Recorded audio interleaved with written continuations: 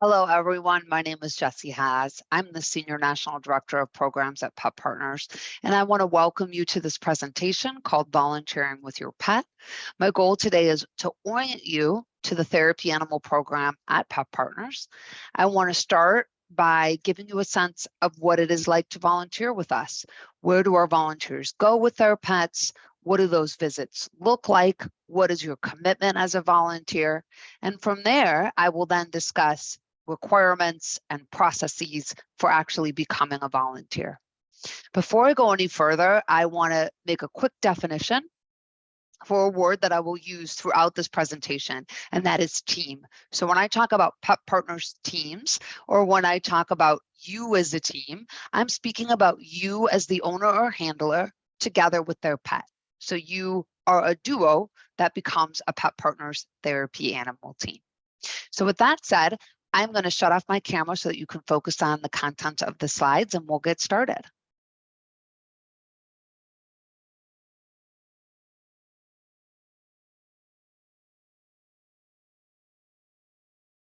So let's start with places where therapy animals visit. Pet Partners teams visit in a wide variety of places with a wide range of client types.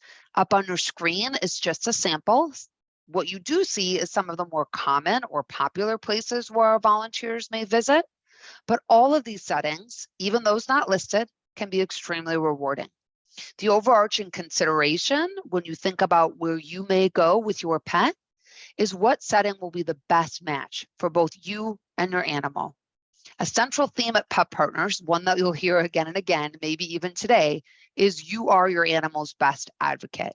Your job as a handler is to set everyone up for success, and this includes your animal and choosing the right type of environment where they will be healthy, happy, feel safe, and thrive. For some teams, that might be a busy setting like the airport. For other teams, it might be a quieter setting like hospice. So it really is about you and your animal and what is best for the two of you together in terms of where you might visit. I will say this, there are more places that want therapy animal teams to visit than there are therapy animal teams available. So you will have lots of choice.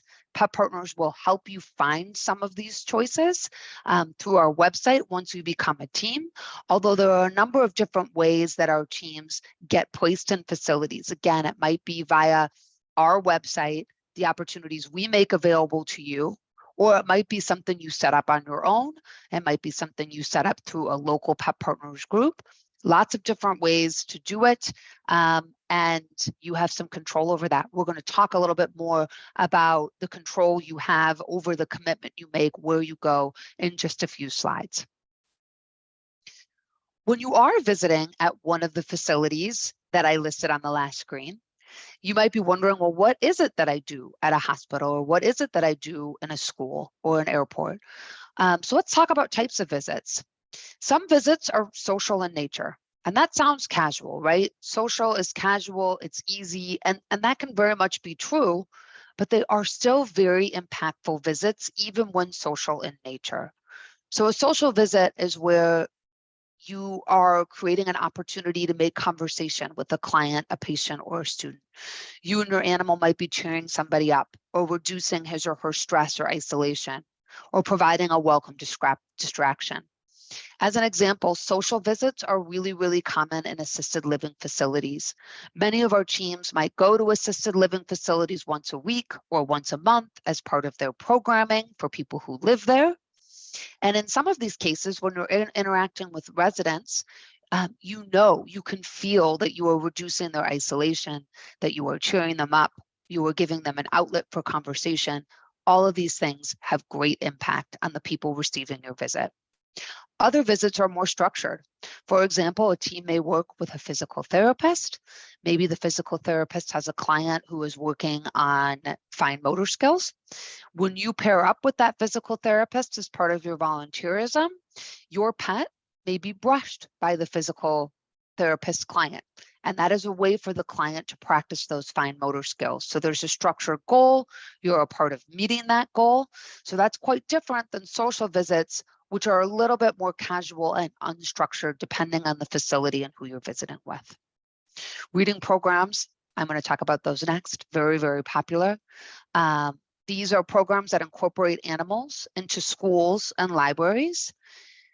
Here, kids and other people who are learning to read practice reading aloud to animals. Animals are generally very good listeners. They never correct your pronunciation. That is something that a lot of folks who are learning to read enjoy.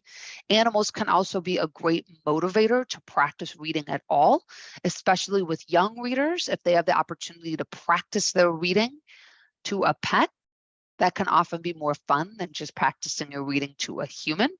So you're making a big difference this way in encouraging learners to practice more, which is key for literacy.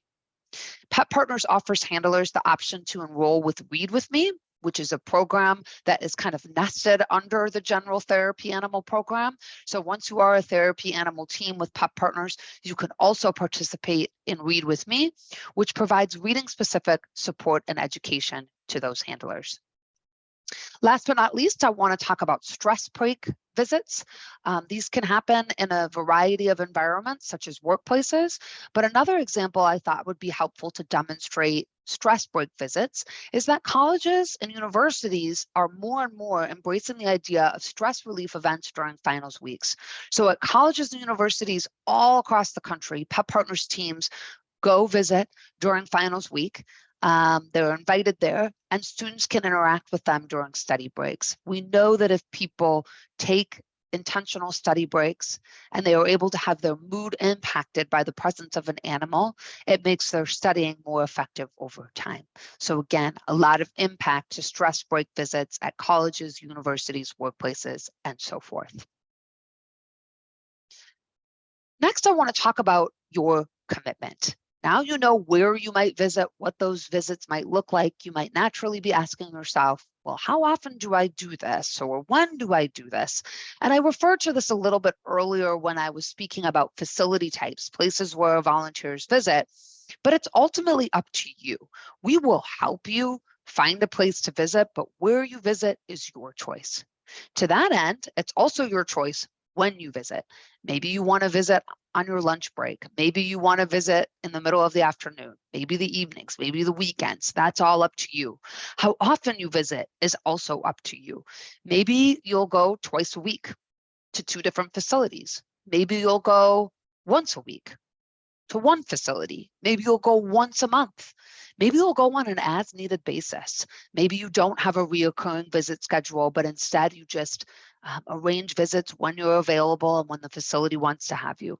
All of these types of schedules I've seen. So you get to decide how much of a commitment you want to make. The one thing, of course, to consider is that facilities may also have schedules. So in order to visit at their facility, they may require that you have a once a week or a once a month commitment, or they may not have a commitment for how often you visit, but maybe they are only open to your visits on Saturday mornings, and therefore you need to flex to that. But of course, as you're choosing facilities, you can consider your own schedule and whether or not that facility is a good fit for you based on your schedule. One thing to keep in mind with your commitment is that no visit is allowed to last more than 2 hours. We don't allow it as part of our policies and procedures. And the reason for that is because even though therapy animals love to visit, they find a lot of energy in it, it's something they enjoy, they will still fatigue at the 2-hour mark. And we are very committed to animal well-being at Pet Partners. We never want animals to feel stressed or very, very tired by the volunteerism that they are doing. So you cannot visit more than 2 hours a day.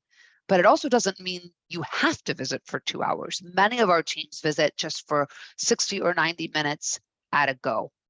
As you're considering how long you want your visits to be, of course, you are your animal's best advocate. When you become a volunteer and begin getting out there in the community, you'll start to notice my animal loves the first hour, and then they start to tire a bit. So I am not going to have any visit last more than 75 minutes. So you'll begin to know that. But as you're considering how much time you want to give to your Pet Partners volunteerism, you'll have to keep in mind both pre and post visit considerations. Before a visit, you're going to need to groom your animal, and that's going to take some time. You, of course, need to transport to the visit. After the visit, many animals need some time to unwind.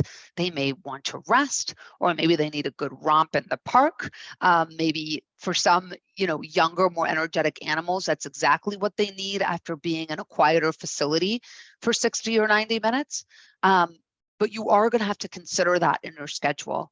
So your commitment might only be to a 1-hour visit, but when you consider the pre and the post activities, it may end up being a 3-hour commitment to you personally, even though you're only at the facility for about an hour.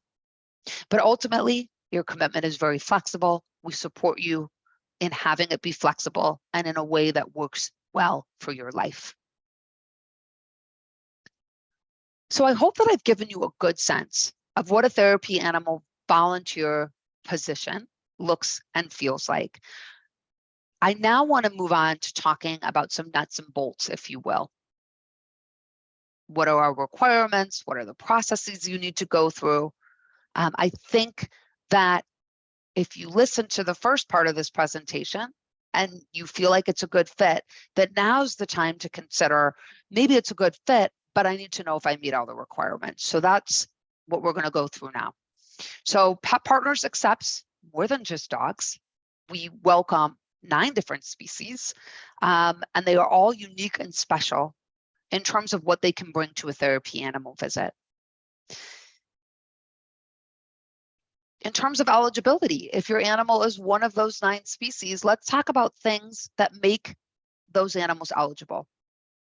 Pocket pets, rabbits, guinea pigs, and rabbits must all be at least 6 months old before they can register as a volunteer with Pet Partners. All other species must be at least 1-year-old.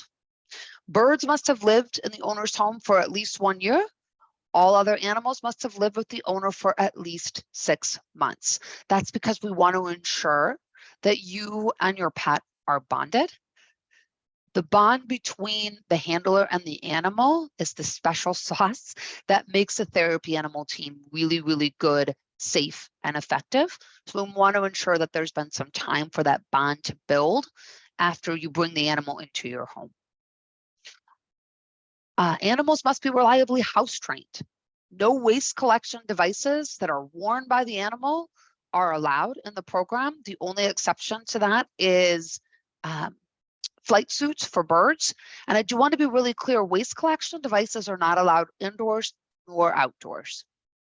All animals must be on a leash at all times. This includes small animals such as birds, rabbits, guinea pigs, and rats. So there isn't an exception to the leash rule just because the animal is smaller. So that's definitely something you're going to want to consider is, can your animal tolerate a leash? Have you practiced having your animal on a leash? Obviously, most dog owners have done a lot of this, but other species also need to be able to demonstrate comfort walking on a leash. Animals may not be fed a raw protein diet. If you have any questions about that, why it is, it's about infection prevention and control, but we can provide more information, more research related to why we've made that decision. We support people who feed raw to their animals if that's what they feel and their vet feels it's best for their animals, but we can't allow it in the therapy animal program. Animals, of course, cannot have a history of aggression of any type. And you're going to want to also consider your animal's overall health. Are they taking medications? Do they have a chronic health issue? Medications and health issues do not necessarily disqualify an animal from participating. It really depends on what those things are. We have animals who have well-managed chronic health issues that don't present them any pain when they're out visiting. They can absolutely participate. We have animals who are on a prescription medication regimen. They too can often participate. However, there are exceptions. There are some health issues and some medications that would not allow for your animal to participate in the program. So if you have an animal who is on a medication or has a health issue, please reach out to us before you get too far in the process, and we'll be able to help you understand if anything present in your animal's health history or current health would not allow them to participate. Obedience skills are something that is required for animals, species appropriate obedience skills. We're going to talk a little bit more about those in a future slide more specifically, but it is a requirement that your animal is obedient. All right, so we've talked about the requirements, what species your animal has to be, their age, their health, things of that nature. But let's talk more about the animal's personality at this point in terms of what makes a successful therapy animal. In addition to enjoying people, good therapy animals accept interactions in a pleasant, forgiving, and welcoming manner, as opposed to just tolerating them. There is a very big difference between animals who will tolerate interactions with strangers and those who seek them out. Therapy animals demonstrate species-appropriate body language that indicates interest in interacting with people and that indicates relaxation. For example, this type of body language in a dog would include friendly tail wagging, a soft body, a relaxed face, no matter who it is they're interacting with. Additionally, successful therapy animals reliably respond to their handler's cues, even if there are distractions. So I'm going to pause here and talk about that for just a moment. Many of us have had pets who do wonderfully with commands like sit or down or come here when there are no distractions. But as soon as you put distractions in front of them, such as a toy or a really fun person that they love and enjoy, they decide not to follow those commands. As a therapy animal handler, you need to work with your animal so that they can reliably follow cues, even when distractions are present. Because once you are in a therapy animal visitation setting, there will be lots and lots of distractions, even in a quiet environment. If your animal looks to you when it's unsure or nervous or when it needs guidance, you have a really strong bond. And that's an important component of being a therapy animal team. So we find that successful therapy animals are very, very bonded to their owners. So regarding obedience, Pet Partners doesn't provide training classes, even though obedience is a critical part of being a successful therapy animal. Handlers must take training, that's human-only training, which we will discuss in a few slides, but it's up to each handler to determine how to develop basic obedience skills in their animal, whether that's at your own home, at a local animal training facility, or in some other way. Basic obedience and good manners means that an animal, if it's a dog, can walk on a loose leash near its handler. It can respond reliably to common commands that are appropriate to that species. Sit, down, come, leave it. Successful therapy animals have an obedience skills that also extend to not jumping on people or equipment or furniture, even when excited. Successful therapy animals don't vocalize inappropriately, and they can be stopped by the handler if they do vocalize or overly vocalize. Aggressive barking is never acceptable, but we all know that particularly in dogs, but in other species as well, there is vocalization that is of course not aggressive, but it still isn't something we want the animal to do too much of. So these are all the obedience skills as well as personality traits that we look for in successful therapy animals. So if your animal fits these descriptions, at least in some way, and you can work towards the rest, then you're probably a good fit for the therapy animal program. Now, it's very easy for people to focus on what the animal needs to do in order to be a therapy animal, but don't overlook your requirements as a handler. Pet Partners volunteers are professional in their interactions with clients and facility staff, as well as with their volunteers. We look for our volunteers to also be friendly. Remember, you will be interacting with strangers too. So that means friendly, even to people you may not know. You'll need to be able to respond gracefully to a variety of situations that could arise. And so again, we're looking for that friendly, professional, polite manner in our handlers. There is so much focus on the animal, but at the end of the day, the interaction between your animal and the client doesn't happen without your assistance. And that's why we're looking for these types of traits in handlers. The primary role of handler is to be the animal's best advocate and to be their guardian.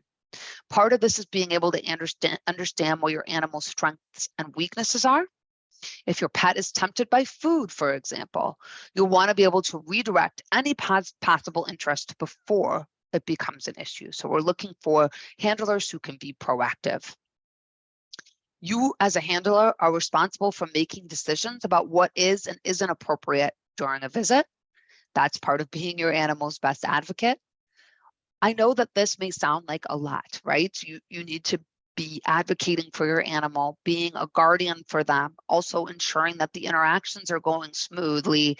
Maybe you're also responding to things that unexpectedly pop up during a visit, things that a client says that might be unexpected, or something that a staff member asks you to do.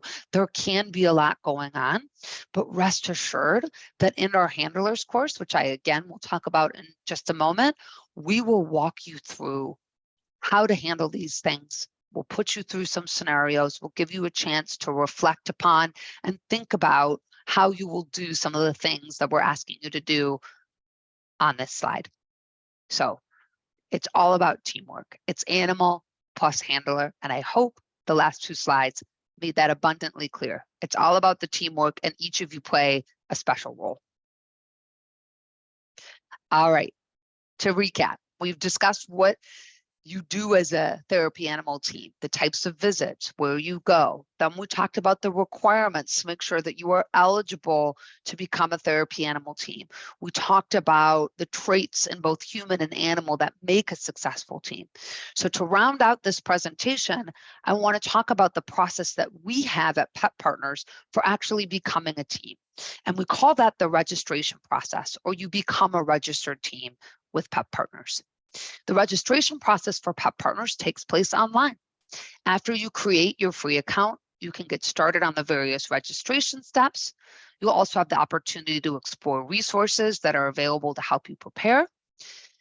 Today, with our time, what I really want to dive into in terms of these steps is the second step you see on your screen, the handler course, as well as the last step you see on your screen, your team evaluation. Those are typically the two steps folks have the most questions about. There are also things that happen towards the beginning of your process. So that's where I want to start and focus today. In terms of handler training, you can take this, and it is required for all new handlers. You can take this in two different ways. You can take it via an in-person workshop if there is an instructor in your area who offers the workshop, or you can take it online as an online handler course. Both types of training are high quality. Both have similar outcomes for the teams, meaning it doesn't necessarily matter which type of course you take, in person or online. The same approximate percentage of people pass the evaluation and become a team. So it's really what's available to you. What are your preferences? There are pros and cons to both, right? The workshop gives you the opportunity to interact with other people who want to become volunteers, learn from one another. That can be a major pro for choosing that type of training. On the other hand, the online course offers a lot of convenience. You don't have to do it all in one sitting. You can do it over the course of a number of days or a few weeks. You can fit it into your schedule. You can come back to the information as you're learning. So we are pleased to offer two different options depending on what suits you the best. As I mentioned before, in the Pet Partners handler training, handlers learn the skills that are needed to visit safely, as well as what to expect from their team evaluation, what to expect on visits, so that you can prepare for success. The course also covers our policies and procedures that you'll be responsible for following throughout your time as a volunteer with us. Again, successful completion of this course is required for registration as a therapy animal team. The overview session right now that you're attending, the volunteering with your pet, is only the tip of the iceberg when it comes to learning how to become a handler. And one other thing, and I know I mentioned this earlier, but I'm just gonna re-emphasize it because it's a question we get frequently. Handler training is human only. This does not involve your pet. So if you attend a workshop, you will not be bringing your pet to that workshop. As I discussed earlier, when we were talking about successful therapy animals are required to be obedient, it is really up to you how you train your animal. What I will say about this is that after you take the handler training, you might have a much better sense of, okay, I understand now better what types of environments I'm going to be in, what my animal might be asked to do. I understand what their weaknesses are now in terms of what they'll see in the evaluation or what they'll see on visits. So once you take the course, you have a better sense, most likely, of how you may want to train your animal to become a therapy animal. So if you're wondering or feeling like, oh, I wish pet partners would just tell me how to train my animal, but instead they just want to train me, keep in mind that by training you, we are empowering you to train your animal. All right, let's talk about the Pet Partners evaluation. So again, when I talked about the process to becoming a Pet Partners team, this is one of the steps that people have the most questions about, they're the most apprehensive about. This is where we are taking a look at you and your animal to ensure that you have the skills and abilities to be a safe and effective therapy animal team. Team evaluations are individual sessions between a prospective team and a licensed Pet Partners team evaluator. Team evaluators are located throughout the country, so you should be able to find somebody within a reasonable distance. I do want to be very forthcoming that that doesn't necessarily mean they'll be 6 blocks away or even 2 miles away from you. Some of our handlers do have to travel 40 or 50 or 60 miles to reach an evaluator, but keep in mind, an evaluation is a process you only have to go through at the beginning of your volunteer journey to become registered, and then every 2 years after. So if you can be flexible in your willingness to travel a bit to find an evaluator, we should have somebody who is able to serve you. Our evaluations typically last about 45 minutes, and they resemble a role play of a therapy animal visit. So that means the evaluator might say to you, welcome to this evaluation. At various points in time, these clients are going to interact with you. We have volunteers in the room who are role playing as clients, doing things that clients might do. So there could be a situation where the evaluator asks those clients to come and pet your animal. Of course, when you are out in a facility, there are going to be clients of that facility or patients or students who are going to come and pet your animal. So we are trying to put you and your animal in a situation that feels like a visit. Many of the exercises will feel like what you would encounter on a visit. Another example is that somebody will approach your animal with a piece of medical equipment. Again, this is role playing a visit, because on a visit, you are likely to be approached by somebody using some type of medical equipment, whether a cane or a wheelchair or crutches or anything of that nature. So when we're simulating a visit, what we're looking for in the evaluation is your aptitude to navigate those types of situations as a team, because you will navigate them on visits. We also in the evaluation do take you through a series of obedience exercises as well. So I always tell people it's both about skills, i.e. obedience, and about aptitude for therapy animal volunteerism. On our website, you are able to access overviews of the evaluation so that you can see what each exercise is like, read a description. You can access videos of the evaluation, which you can also access via the handler course. So you can prepare and spend some time yourself reading more about these exercises. I do want to emphasize at this point, though, that the evaluation isn't just about your animal. In fact, the way our scoring process works for evaluation, 50% of the outcome or the score is tied to you, and 50% is tied to your animal. So your animal could knock it out of the park and do perfectly on every exercise, but if you aren't meeting expectations as a handler, your team won't pass. So as a handler, what we're looking for from you is that you are there for your animal, you're supporting your animal, you're demonstrating to the evaluator you understand the role that you play as their advocate and supporter. One example of this is, I just mentioned that clients or mock clients, right? People who we ask to role play as clients will come up and pet your animal.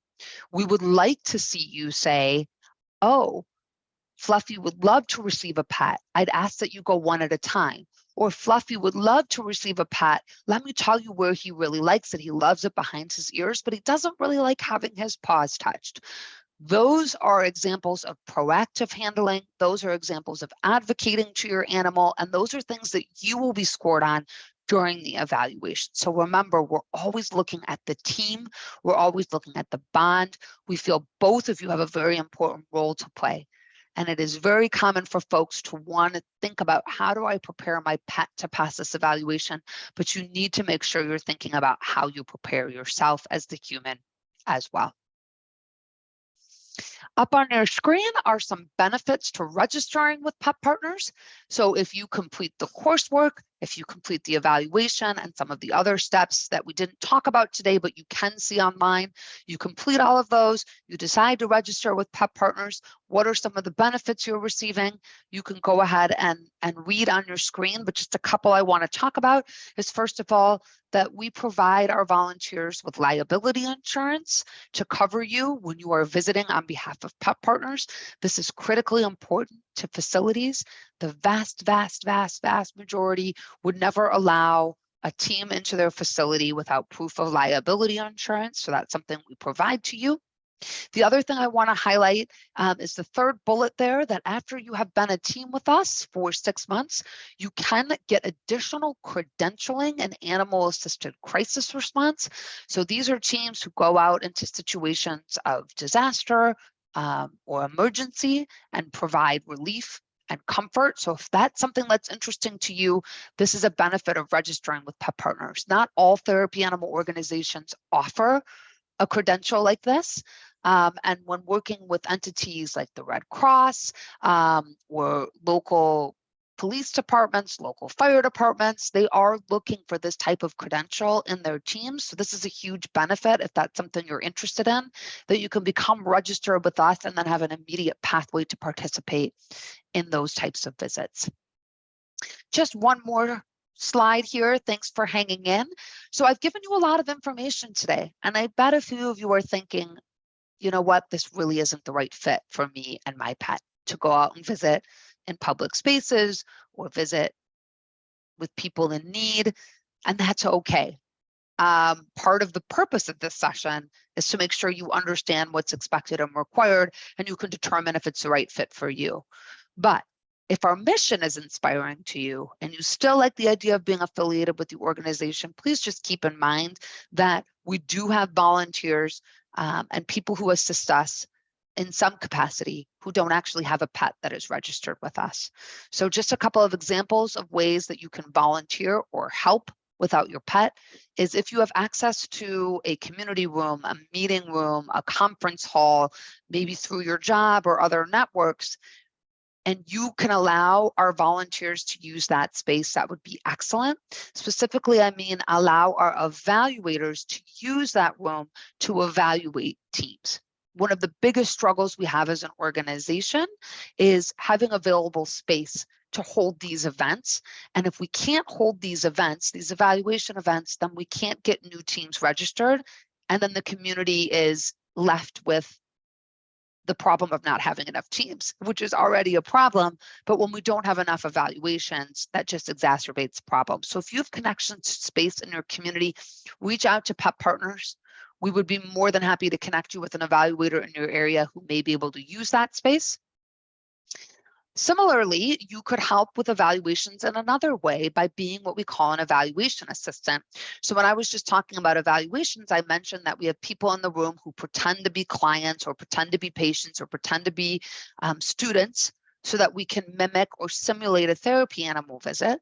We need 3 human beings during each evaluation event in order to serve in those roles. And so if you're willing to do this, reach out to us. We'll connect you with a local evaluator. It can be a really fun way to meet great people and great animals in your area, while also ensuring that the evaluator is able to hold these evaluations. I do want to let you know that there are more than 60 local community partners. These are pet partners groups of volunteers in a specific geographic area. You can go to our website, take a peek and see if there's one in your area. If there is, that's actually the best way to help out as a non-handler. You can reach out to them, say, you know, I don't have a pet that's appropriate for this type of volunteerism. I still would like to be involved. Is there any way that I can help? More often than not, they usually have ways that you can help. And then last but not least, you can always participate in a Pet Partners fundraising event, such as the world's largest pet walk, which is held annually, and folks go out and walk with their pet, gather pledges. More about that on our website as well. So lots of ways to get involved. We appreciate you so much in terms of your interest in helping out in any way that you can. That concludes our presentation. I want to thank you again for spending the past 40 minutes with me. I hope the information I provided was helpful. If I missed anything or you have clarifying questions or concerns, please visit our website. It's up there on your screen. At the bottom of every single page on our website is a Contact Us button. You can submit any inquiries there and we'll be sure to get back to you. Thanks so much and have a wonderful day.